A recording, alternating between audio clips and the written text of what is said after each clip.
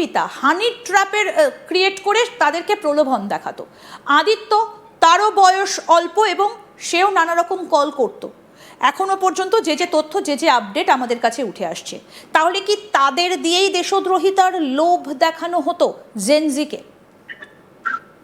এখানে একটা টেকনিক্যাল ব্যাপার বুঝতে হবে ম্যাডাম। আমার যতটুকুনি মানে পড়াশোনা করে এবং আপনাদের সাথে যতটা জেনেছি আপনাদের থেকে, সেটা হলো যে সাধারণত টেরারিজম নেটওয়ার্কে না এত বেশি ইনফরমেশন দেওয়া হয় না, ঠিক আছে?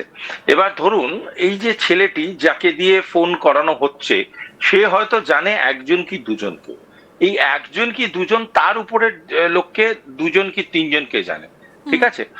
কারণটা হচ্ছে যেখান থেকে নেটওয়ার্কটা বাস্ট হয়ে যাবে, মানে ধরা পড়ে যাবে, তার উপরে খুব একটা উপরে আপনি উঠতে পারবেন না। তারপরে উঠতে গেলে সময় লাগবে, এই সময়টাই তো মেন জিনিস যেটাকে ইউজ করা হয়। এবার ঘটনাটা হচ্ছে জেনজি এর বলে নয়, অর্থসামাজিক অবস্থানটা না বিভিন্ন রকম ভাবে পাল্টাচ্ছে। এখানে জেনজি ইজি টার্গেট বা লো হ্যাঙ্গিং ফ্রুট। এদের কাছে যদি কেউ বলে যে এখন এত রকমের তাদের মধ্যে পলিটিক্যাল ডিফারেন্সেস, এত রকমের ডাইভার্সিফাইড মাইন্ডসেট, এত রকমের ইন্টারন্যাশনালাইজেশন অফ মাইন্ডসেট হয়েছে, এদের কাছে যদি কেউ বলে বাবা একটা ফোন কলে কাউকে গালাগাল দেওয়ার জন্য তোমাকে আমি 50,000 টাকা দেবো, তো এর কাছে সেটা খুব লোভনীয় হয়ে পড়ে। এবার সে হয়তো জানেও না যাকে ফোন করছে তার প্রোফাইলটা কি, সে একটা ফোন করে দিচ্ছে। এবার ধরুন কাউকে যদি বলে যা বাবা ওই ভদ্রমহিলার পেছনে গিয়ে তুই রোজ রোজ দেখবি কোথায় কোন বিল্ডিং এ যায় কোথায় যায়, আমরা একটা বিরাট বড় ইন্টারন্যাশনাল এজেন্সির হয়ে কাজ করছি, আমরা এরকম বড় বড় এজেন্সির নামে। আমি আপনাকে একটা ঘটনা বলছি, হ্যাঁ, নয়ডার ঘটনা। ঘটনাটা শুনলে আপনি বুঝতে পারবেন কতটা ভয়ঙ্কর। ছোট্ট ঘটনা, একটি ছেলেকে অ্যারেস্ট করা হয়েছিল নয়ডা থেকে, আজ থেকে 6-7 বছর আগে। ছেলেটি তিন মাস ধরে একজন অত্যন্ত স্বনামধন্য একজন মানে ডাইরেক্টর ফিল্মের, তার পিছনে সে ঘুরতো। হ্যাঁ, মানে তার সে কি কোথায় যাচ্ছে কি করছে তার এন্টায়ার রিপোর্টিং দিত একজনকে, এবং সে জানতো ইন্ডিয়ান গভর্নমেন্টের একটা বড় এজেন্সি রয়েছে কাজ করছে, ঠিক আছে? সে সবকিছু করে যখন তাকে ধরা হয়, তখন যখন তাকে গিয়ে জেরা করা হয়, তখন সে বলে যে হ্যাঁ আমি অমুক একটা বড় এজেন্সির হয়ে কাজ করছি।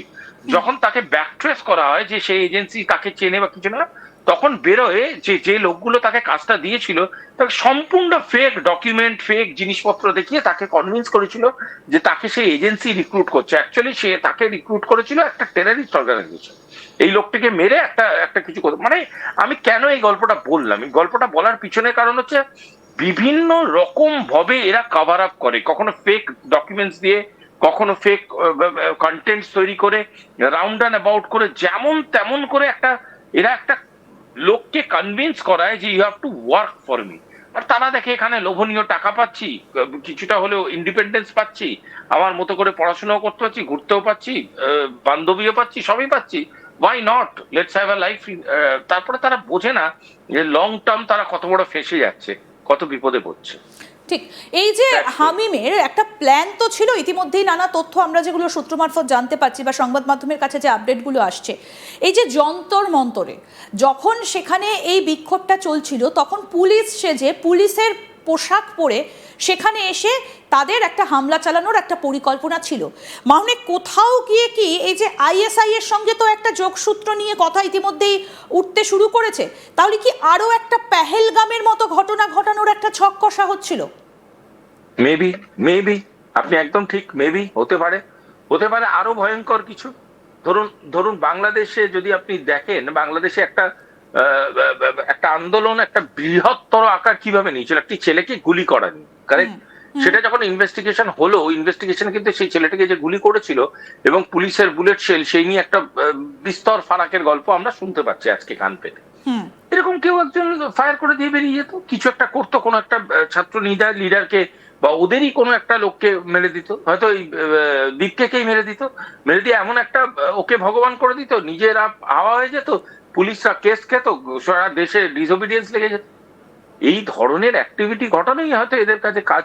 শুধু তাই নয়, আরেকটা জিনিসও আমরা বলছি, আমরা বারবার এক্সিকিউশন মেথোডোলজিতে ঢুকছি যে ওখানে কি করতে।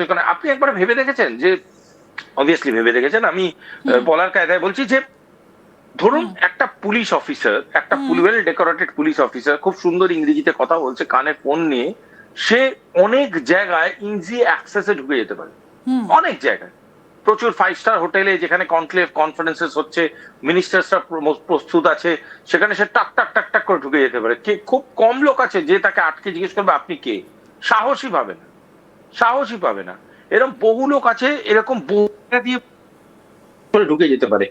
এই লোকগুলো বিভিন্ন রকম এন্ট্রান্স পেতে পারে, বিভিন্ন রকম এন্ট্রি পেতে পারে, বিভিন্ন জায়গায় অ্যাক্সেস পেতে পারে, কত কিছু ঘটাতে পারে শুধু যন্তর মন্তর। আজকে বলুন তো, এরা যদি কোনোভাবে কোনো আমাদের যারা দিল্লি সম্বন্ধে ওয়াকিবহাল তারা জানে, দিল্লিতে হাজার হাজার 5 স্টার হোটেলে হাজার হাজার গভর্নমেন্ট কনক্লেভ কনফারেন্সেস হয়, সেখানে হাজার হাজার মিনিস্টার থাকে, যা কিছু হয়ে যেতে পারে, যেখানে যা কিছু ঘটিয়ে দিতে পারতো এরা এই পুলিশের ইউনিফর্ম পরে।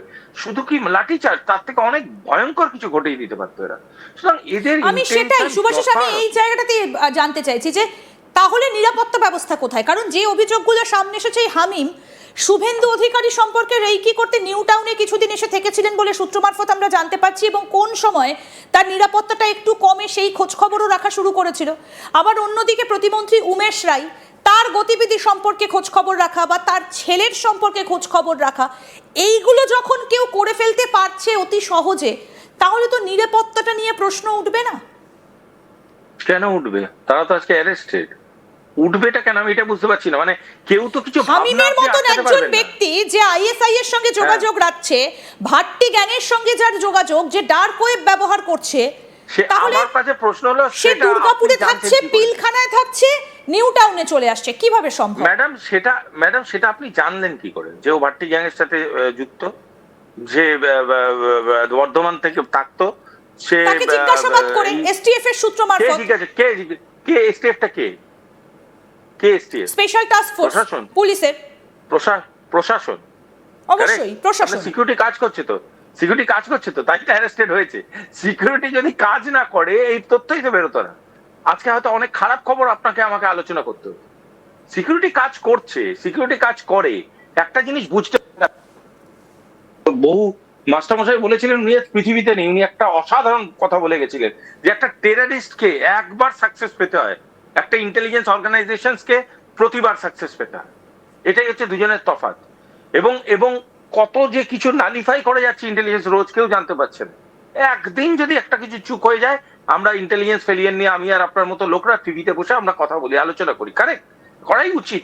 কিন্তু আমাদেরও এটা ভেবে দেখতে হবে ম্যাডাম, যে আজকে যে লোকগুলো এসটিএফ এর গিয়ে ধরলো, তার মানে তারাও তো অনেকদিন ধরে অবজার্ভ করে তুলেছে, তারাও তো এই ভদ্রমহিলাকে তোলার আগে অনেক কিছু ভেবেছে। ঝাড়খণ্ড থেকে এমনি এমনি তো হয়নি, এখানে ঝাড়খণ্ড লোকাল পুলিশের ইনভলভমেন্ট ছিল, তাদের হয়তো স্পেশাল ফোর্সের ইনভলভমেন্ট ছিল, সবকিছু করে তোলা হয়েছে। পয়েন্টটা হচ্ছে ম্যাডাম, তার মানে একটা নেটওয়ার্ককে বাস্ট করার জন্য যা যা দরকার সেগুলো করছে, ফোর্সেসটা কাজ করছে। পয়েন্টটা হলো এরা আজকে সমাজের এমন স্তরে এতটা ভিতরে চলে